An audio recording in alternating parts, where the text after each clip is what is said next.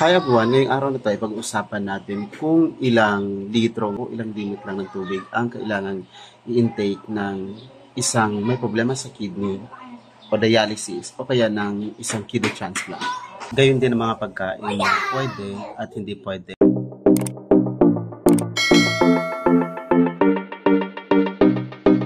At ito ay isang suggestion sa isa sa mga manonood natin. At ito na nga, kung walang sakit sa kidney o normal ang kanilang mga bato, ang requirement ay 8 liters a day. Ngayon, ano naman kaya kapag may problema na sa kidney o kaya ang isang kidney transplant o kaya ang isang dialysis patient? Ilan ba talaga ang i-intake lang? Totoong nakakatulong ang pag-inom ng tubig ng marami upang malinis ang ating katawan.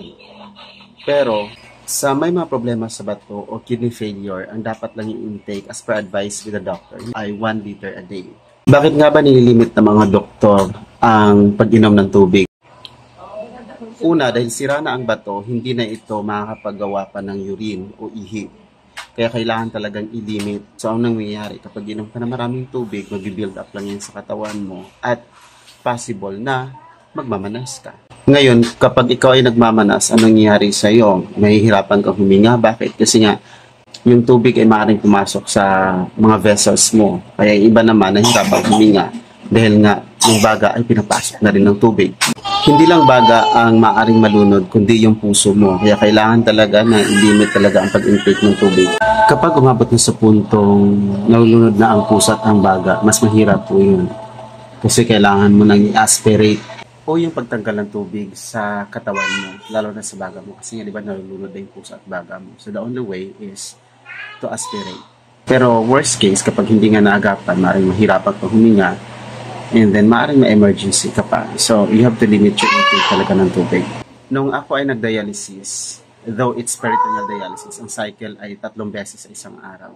Sa pagkaalala ko, ang aking intake lang ay 2 glasses of water a day. Parang hindi nga ako sumagad sa 1 liter for almost 1 year and 4 months. Simula nung ako ay na-diagnose na may problema sa bato, until such time na dialysis ako, never ako nagmanas. Hindi po ako nagmanas. Kasi nga, nililimit ko yung tubig ko talaga.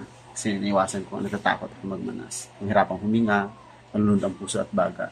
Yun ang kinatatakot ko noon. Isa pang advice ay ilimit din ang pag-intake ng salt. Kasi ang ginagawa kasi ng asin kapag tayo ay nasobrahan, ang tendency kasi kapag tayo ay nakapag-intake ng sodium o asin na medyo mataas yung level, tapos uminom tayo ng tubig, ang ginagawa ng asin ay i-hold niya yung tubig sa katawan natin. So as a result, mabibuild up lang yung tubig yan sa katawan mo, plus hindi ka na nga naiihi. Talaga namang mahihirapan ka, magmamanas ka. Kaya nga, i-limit ang pag-intake ng high sodium o kaya asin, tapos i-regulate din ang pag-inom ng tubig kapag sira na talaga ang bato.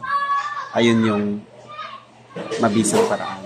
Sa pagkain naman, ang lagi kong sinasabi ay iwasan ang red meat at syempre yung mataas na cholesterol at iwasan din ang mas mataas na sodium content o asin. Kasi nga, hindi maganda yan kapag ang kidney ay sira na. Mas mainam na maggulay-gulay na lang, chicken o kaya fish. Ngayon, sa mga kidney transplant naman, mas maluwag pagdating sa pag-inom ng tubig. Kung dati dialysis, limit lang yung tubig.